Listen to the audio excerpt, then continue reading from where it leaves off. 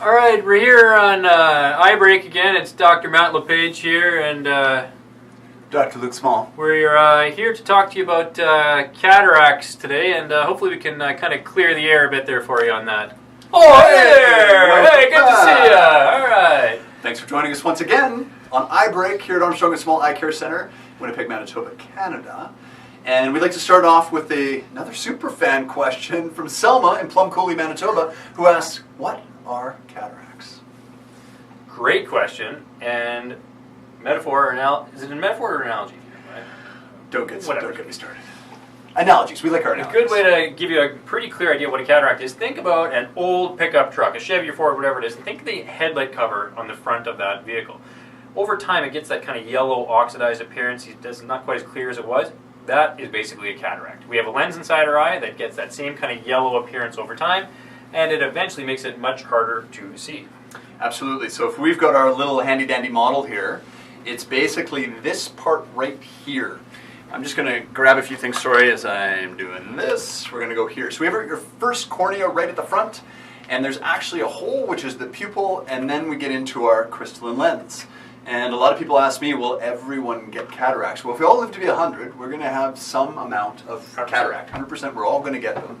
However, it's when they become visually significant. When do they impact your day on a daily basis that you're just not seeing as well? Most people will say they think of it as a film over top of the eye. It's actually this lens. So there's different types of cataracts. You can talk quick about some of the different types. Yeah, absolutely. So your standard kind of run-of-the-mill cataract that everybody's going to get is where the entire lens turns yellow. It's called your nuclear sclerosis. So we get a little not so clear here, and then it can get really bad.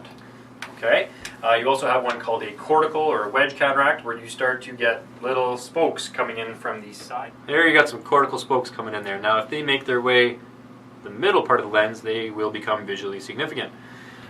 So you can imagine night, one of the things that happens at nighttime, and this is one of the main symptoms of cataracts, is glare. Now as everyone gets older, and I've had a few birthdays myself, I'm not a big fan of night driving anymore because I get glare and halos. I don't have any signs of cataract, I think, yet, but anyway, that's where they get a lot of glare. And you can imagine as our pupil gets bigger, because at night it's trying to let in more of that light hits that cataract, and what's supposed to be a nice smooth transition to the back, it absolutely explodes. And that's why people don't like night driving with cataracts. Some of the other symptoms of the cataract, general blur. I also get people that often will complain different day to day. They get fluctuating. Yep. Good days, bad days. For sure. The other thing that we'd like to talk about is some subsets of the population who are probably a little higher risk for cataracts. Your diabetic patients, certainly. Absolutely, and the same as smokers, for sure.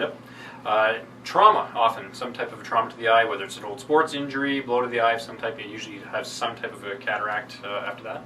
Absolutely. Post-surgical as well, some type of non-cataract surgery, eye surgeries, can sometimes cause a quicker onset cataracts as well.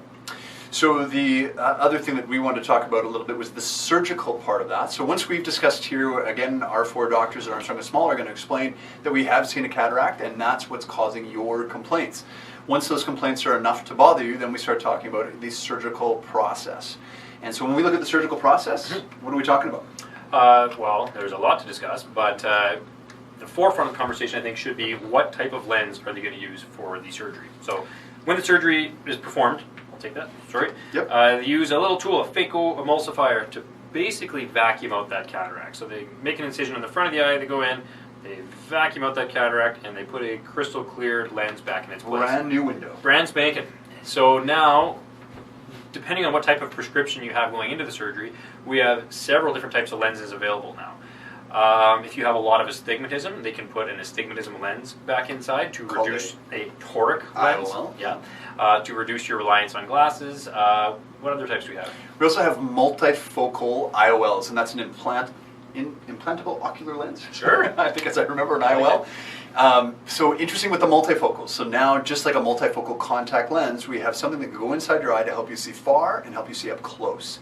There's a caveat here that there's specific candidates that these are good for, certain candidates that they're not, and certain ophthalmologists who are happy to implant those if you're the right candidate, and others who just choose not to, because I think they're still really working on the technology. 100%. There's people get glare and halo anyway afterwards, or before their cataract surgery, and sometimes with the multifocal, they'll have glare and halo again afterwards. And if you're okay with that, that might make you a good candidate. A bit of a give and take, yeah. You have a reduced reliance on reading glasses as well, be able to see well enough to drive or watch TV in the distance, but nothing will probably be perfectly sharp and clear, right? There's always just a little bit of a give and take there. But, and these lenses that we call astigmatic toric ones or multifocals are known as premium IOLs.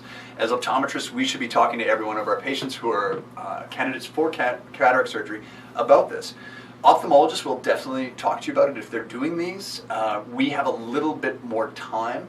They say that the average cataract consult across Canada is 4 minutes. So we better prepare our patients so that you can go in with the proper questions to ask that ophthalmologist, where do you want to end up after surgery? Well, if you're nearsighted before, it's generally probably preferred to remain nearsighted after. So what that means is I'm nearsighted without my glasses. I see great right here. I need help to see further out there. Well, after surgery, if you told me that I would no longer need these glasses to see far, I might think that's pretty great. Sounds great, but until I get to the grocery store and I can't see a thing. I have to put on reading glasses. So that is a big transition, a big change for somebody. Well, if you talk to the ophthalmologist, he can actually set you up, or she can set you up so that you see close again, and then you need glasses for far. So this is all a discussion that should be happening with your optometrist.